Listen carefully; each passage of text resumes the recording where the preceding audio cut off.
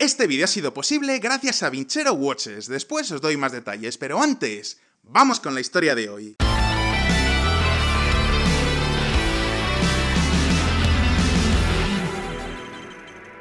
¿Cómo será el mundo después del coronavirus? Esta es la pregunta que todos nos estamos haciendo estos días. ¿Qué cambios vamos a ver en la política, en la economía, en las empresas? Pues bien, ya podemos hablar de toda una revolución que se ha acelerado gracias a la pandemia. ¡Atentos! Los entusiastas de la impresión en 3D están trabajando desde casa para ayudar a los hospitales a combatir el coronavirus. Exacto, hablamos de la impresión en 3D, y ya sé lo que estáis pensando. ¿Y dónde está la novedad? Seguramente muchos de vosotros ya tenéis una impresora 3D en casa desde hace años. Todos hemos visto figuras hechas con impresión en 3D. Sin ir más lejos, este logo de VisualPolitik me lo hizo mi hermano hace un par de años. Sin embargo, ahora la cosa está cambiando. De repente, hay gente en su casa que está haciendo respiradores que se pueden utilizar en hospitales para salvar vidas. Es decir, que hemos pasado de hacer esto a esto otro. Y desde aquí quiero aprovechar para mandar un abrazo muy fuerte a todos los que estáis salvando vidas con vuestras impresoras 3D. Sé que sois muchos y que estáis haciendo un trabajo increíble. Creo que nadie contaba con vuestra ayuda. Al menos yo nunca me esperaba que fuera posible hacer las cosas que estáis haciendo. Así que desde aquí, un abrazo muy fuerte a todos esos Corona Makers que os habéis lanzado a poner lo mejor de vosotros mismos para salvar vidas. Pero lo cierto es que la revolución de la impresión en 3D se llevaba gestando desde hace tiempo. De hecho, antes incluso de la crisis del coronavirus ya encontramos noticias como esta.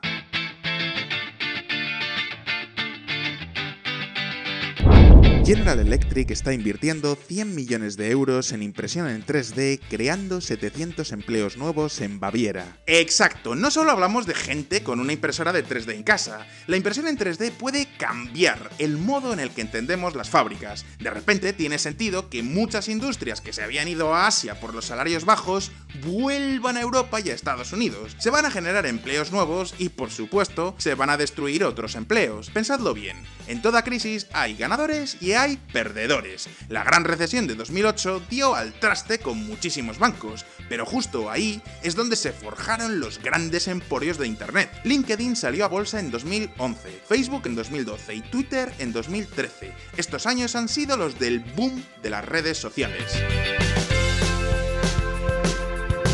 Y fijaos en un detalle, si os acordáis, en el año 2008 todos veíamos a Mark Zuckerberg como un joven emprendedor, una especie de David que se enfrentaba a las grandes corporaciones con vaqueros y camiseta. Hoy en día, sin embargo, ha pasado a ser un Goliath, una de las mayores fortunas del planeta. Pues bien, algo parecido puede pasar con este otro sector, el sector de la impresión en 3D. Tal vez, dentro de 10 años, empresas como Stratasys o webs como Thingiverse pueden ser lo que ahora es Facebook. Así que la pregunta es, ¿cuáles son las claves de esta revolución industrial? ¿Qué desafíos afrontará la impresión 3D en el mundo post-coronavirus? Y lo que es más importante, ¿de verdad estamos ante una nueva revolución o estamos exagerando? Hoy vamos a responder a estas preguntas, pero antes, no sé si os habéis dado cuenta, pero se acerca el Día de la Madre. Y madre no hay más que una, y a ti te encontré en la calle. Este año, con la cuarentena, no nos queda más remedio que comprarle un regalo por internet. ¿Queréis una idea original? Pues aquí la tenéis, le podéis regalar un reloj Vincero parecido a este que llevo puesto.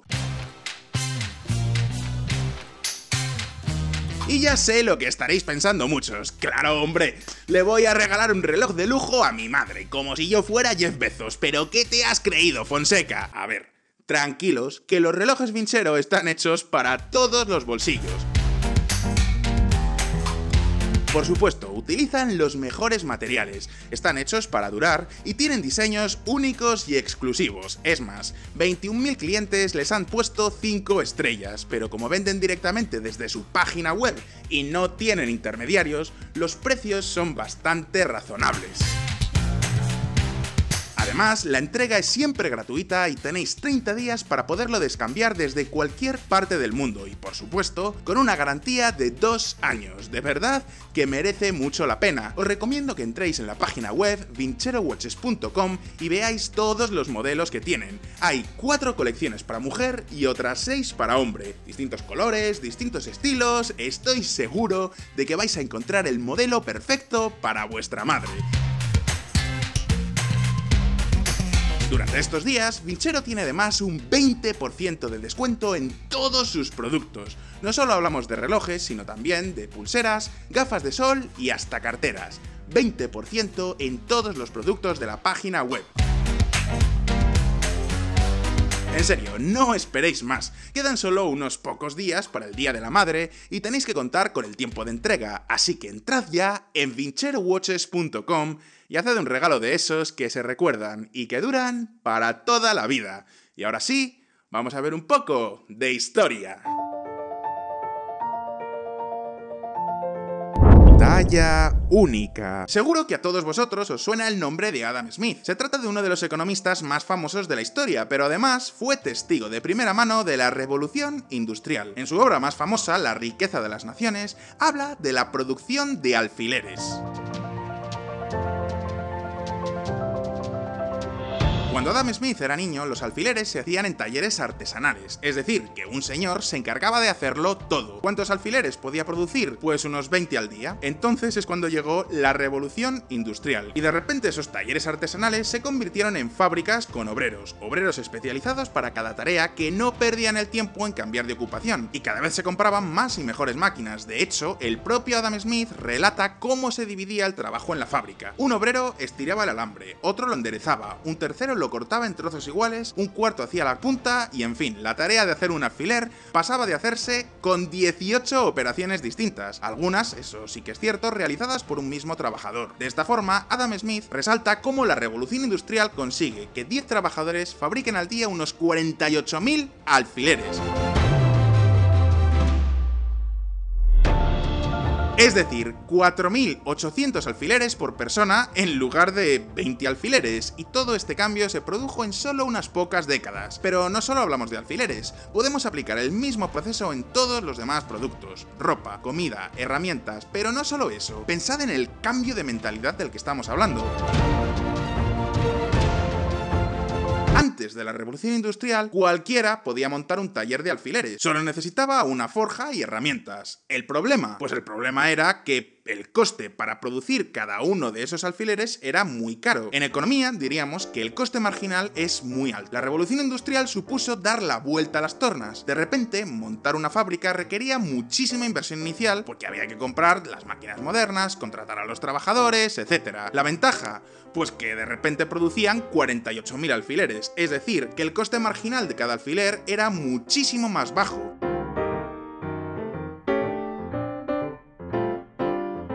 Incluso, enseguida se llegó a un punto en el que ya casi te costaba lo mismo producir 50.000 alfileres que 60.000. Ahora bien, la producción industrial tiene una desventaja, y es que todo lo que se produce es igual. Claro que al mismo tiempo eso también es positivo. Es decir, la producción en masa es algo que ha definido la mentalidad de la era contemporánea. La cultura de masas es lo más democrático que existe, y la producción de soda ya lo demostró en el siglo XIX, cuando la soda, es decir, el agua con gas, se bebía como se bebe ahora la Coca-Cola.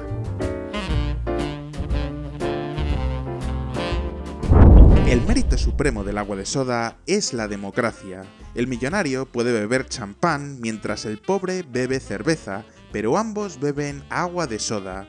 Mary Gay Humphries, socióloga estadounidense, en el año 1891. Eso mismo sucede en la actualidad. Si lo pensáis, la Coca-Cola que se bebe Mark Zuckerberg es la misma Coca-Cola que te puedes beber tú. En definitiva, que la producción en masa y la revolución industrial han sido positivas en muchos sentidos, no solo en el económico. Pero esperad un momento, porque no todos los sectores son iguales. Es decir, no todos los sectores pueden producir miles de copias de lo mismo. Y no solo hablamos del lujo. Por ejemplo, los aviones. Más o menos todos podemos conducir un coche, sin embargo, pocos pilotan un avión. Para que os hagáis una idea, la mayor fábrica de coches en España, la de SEAT en Barcelona, es capaz de sacar 1.300 coches al día. El mayor fabricante de aviones del mundo es Airbus. Y claro, Airbus no puede sacar tantos aviones al día, más que nada porque es que ya me diréis a quién se los podría vender. Y eso explica noticias como esta. Airbus supera su objetivo con 863 entregas de Jet en el año 2019 y expulsa a Boeing del primer puesto. Pero esperad un momento, porque hoy en día hay otros sectores que también tienen un carácter más artesanal que industrial, y ese es el caso del sector de la salud. Los médicos y los dentistas necesitan piezas a la medida de sus pacientes. Ese es el caso de las prótesis, por ejemplo, que se utilizan cuando se rompen las articulaciones, como la cadera o el hombro. También de las coronas y los puentes dentales, así como de los aparatos de ortodoncia. Todo eso se hace de una forma prácticamente artesanal, es decir, utilizan tecnología, pero se hacen uno a uno. Así que estamos hablando de piezas que no son producidas por el método industrial. Por supuesto que utilizan una tecnología moderna, pero no tiene sentido hacer miles de copias y todo esto genera un montón de problemas. Por ejemplo, en el caso de la aviación, en muchos casos sería fantástico que Airbus pudiera utilizar sus propias piezas, por ejemplo, que pudieran tener sus propios tornillos, adaptados al fuselaje de su avión. Pero como no es rentable fabricar tornillos solo para un modelo de avión concreto, Airbus tiene que comprar tornillos genéricos, tornillos que se pueden encontrar en el mercado y que se han producido en masa. Y diréis, ¿cuál es el problema con todo esto? Pues que estos tornillos y estas piezas hacen que el avión pese mucho más de lo que debería, y eso se traduce en más consumo de combustible. Sin embargo, todo esto está a punto de cambiar. ¿Cómo? Pues ahora mismo lo vamos a ver. La nueva revolución industrial. Todo comenzó en el año 1988 con un señor que se llamaba Scott Cram. Este señor estaba un día en su casa y no se le ocurrió nada mejor que decir: voy a hacerle una ranita de juguete a mi hija. Tenía una pistola termofusible, de esas que hemos usado todos de pequeños en las clases de tecnología, pero en lugar de poner pegamento, puso una mezcla de polietileno y cera y se dedicó a echar varias capas hasta crear la figura de la rana. Pero no se quedó aquí, diseñó todo un sistema para automatizar el proceso y así es como nació la primera impresora en 3D. 4 años más tarde, Scott Cram montó su propia empresa, Stratasys, que tiene ya más de 600 patentes dentro del campo de la impresión en 3D. Pero antes de seguir, pensad un momento en el cambio de mentalidad del que estamos hablando. Ahora, casi todos los métodos para fabricar una pieza se basan en lo que llamamos la fabricación extractiva. Por ejemplo, imaginad que tenemos que hacer una pieza de titanio. Pues bien, necesitamos una barra, una pieza de titanio y una máquina fresadora. La fresadora, no sé si la habéis visto alguna vez, va limando poco a poco la pieza de metal hasta conseguir el objeto que necesitamos. Es decir, que va retirando todo el titanio que no queremos. En otras palabras, que hay muchísimo metal que se está desechando. La impresión de 3D es el sistema opuesto, por eso la llamamos fabricación aditiva. En este caso, depositamos el material justo donde lo necesitamos. Esta diferencia no solo se nota en los costes de material, también en el diseño de la propia pieza, porque veréis, la mayoría de las piezas de metal y plástico están diseñadas para poder ser fabricadas, lo que significa que pueden contener rebabas, pequeñas piececitas de material que realmente sobra para desarrollar su función, pero que es necesario para su fabricación. Sin embargo, con la impresión en 3D podemos hacer piezas hasta un 60% más ligeras, pero igual de resistentes. Y diréis, ¿de verdad esto es tan importante? Pues vamos a volver a los aviones. De repente, aviones con piezas más ligeras son aviones más ligeros y son aviones que consumen menos combustible. Para que os hagáis una idea, por cada kilo de peso que reducimos en un avión, nos estamos ahorrando unos $3.000 al año. Y ya sé lo que estaréis pensando muchos, pero ¿por qué entonces no hemos oído hablar de esto antes? Es decir, si la impresión en 3D nació a finales de los 80, ¿cómo es posible que sea en estos años cuando estamos empezando a oír hablar de impresoras en 3D? Pues por una cuestión de patentes. La patente que hace posible las impresoras domésticas expiró en el año 2009, es decir, que fue a partir de 2009 cuando se pudieron fabricar impresoras en 3D caseras sin tener que pagar a Stratasys, y eso explica noticias como esta.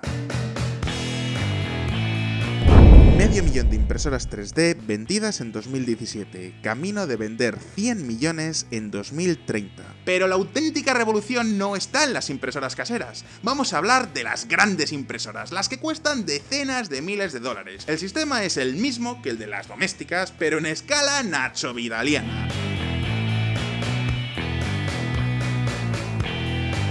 De repente, podemos hacer piezas de aviones o prótesis médicas a medida, y con la precisión que nos da el proceso industrial. En otras palabras, la impresión en 3D une lo mejor de ambos mundos. Piezas únicas, como si las hiciera un artesano, pero con la precisión de una máquina. Como veis, ya no se trata de hacer simplemente una figurita para decorar tu escritorio. Hablamos de cosas grandes, y esto ya está empezando a ser una realidad. ¡Atentos!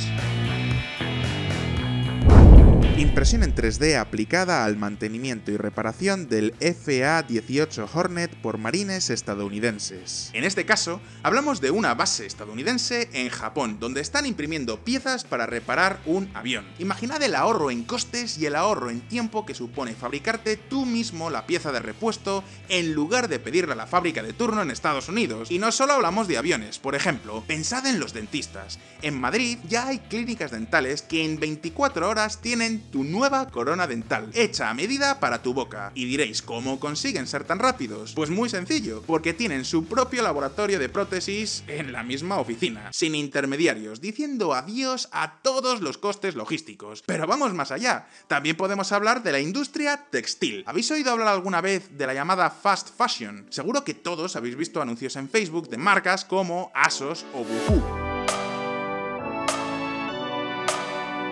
Estas marcas están haciendo una competencia feroz a gigantes de la moda como H&M o Zara porque tienen una estrategia totalmente distinta. Veréis, las grandes marcas de ropa diseñan un tipo de camisa, por ejemplo, y sacan miles de copias. Así es como abaratan los costes. El problema, pues que si sacan un diseño de camisa que no se vende, todas esas miles de copias que han hecho se tienen que tirar. Sin embargo, estas nuevas marcas sacan distintos diseños y muy pocas copias, de tal forma que lo pueden probar en el mercado. De esta forma, una vez han visto cuáles son las camisas que más se venden, es cuando ya se pueden poner a producir copias de forma masiva. En otras palabras, que en los próximos 10 años la industria de la moda puede cambiar, y puede cambiar mucho. Pero todo esto está muy bien. Ahora, en toda revolución también hay perdedores. ¿Cuál es el mayor problema, el mayor desafío de la impresión en 3D? Pues ahora mismo lo vamos a ver. Piratear a Mickey Mouse. Airbus es, junto con Boeing, el mayor gigante de la aviación. Sin embargo, ¿a que no sabéis cuántas fábricas tienen en Sudamérica? Pues atentos a este mapa. Exacto, ninguna, solamente tienen centros logísticos. Ahora imaginad que la aerolínea chilena LATAM pidiera a Airbus una pieza de repuesto. Pensad en lo sencillo que sería para Airbus poder mandar el archivo 3D de la pieza para que lo imprima FADA, que es la empresa estatal argentina que se encarga del mantenimiento de los Airbus en la región. Si así fuera, posiblemente Airbus se podría ahorrar tener 2 centros logísticos en Argentina y en Brasil. Ahora bien, donde hay un ahorro, también hay un desafío, porque con todo esto de la impresión en 3D puede pasar lo mismo que pasó con la música. Hasta los años 90 la piratería casi no existía, era algo entrañable. Por supuesto, tu amigo te podía dejar el disco de las Spice Girls para que tú lo copiaras en una cinta de casete. Pero si querías tener un disco concreto, ese disco de Iron Maiden que no tenía ninguno de tus amigos, tenías que irte a la tienda de discos. Sin embargo, todo esto cambió con internet. De repente, tu amigo ya no te dejaba el disco de las Spice Girls, sino que lo subía al emule para que millones de personas se lo descargaran. Y este fue el fin de cientos de empresas discográficas. Pues bien, imaginad lo que podría pasar con la propiedad industrial. Es decir, imaginad que alguien subiera a internet el diseño de una pieza en la que han estado trabajando montones de ingenieros. No solo hablamos de piratería, hablamos de espionaje industrial. ¿No me creéis? Pues atentos. Un ingeniero educado en el MIT y un empresario chino son acusados de conspirar para robar secretos comerciales de General Electric para beneficiar a China, ocultando los datos en la foto de un atardecer. Efectivamente, ya existen montones de leyes contra la piratería que protegen el secreto industrial, pero ¿cómo podemos evitar que alguien copie un archivo informático? Es muy fácil hacerlo, y no solo hablamos de tecnología. Imaginad que consigo una figurita del ratón Mickey, de Mickey Mouse, y en lugar de comprarla, la escaneo con un escáner 3D y la subo a una página web para que cualquiera se la pueda imprimir. Pues bien, Disney ya está empezando a tomar medidas para evitarlo. Disney presenta una solicitud de patente para material anti-escaneo que dificultaría el escaneo y la impresión en 3D de las figuras. Aunque también es verdad que Disney se ha adaptado a la nueva situación y ahora, además de venderte la figurita ya hecha, también te venden el diseño en 3D. Ahora bien, habrá que ver qué pasa en el futuro y probablemente la legislación se va a tener que adaptar para proteger la propiedad y las patentes industriales. En fin, todo está cambiando continuamente y tampoco van a tardar en salir voces que quieran prohibir la impresión en 3D o regularla hasta la saciedad porque digan que se pierdan puestos de trabajo. Pero atentos, porque esta es una revolución que también puede salvar vidas.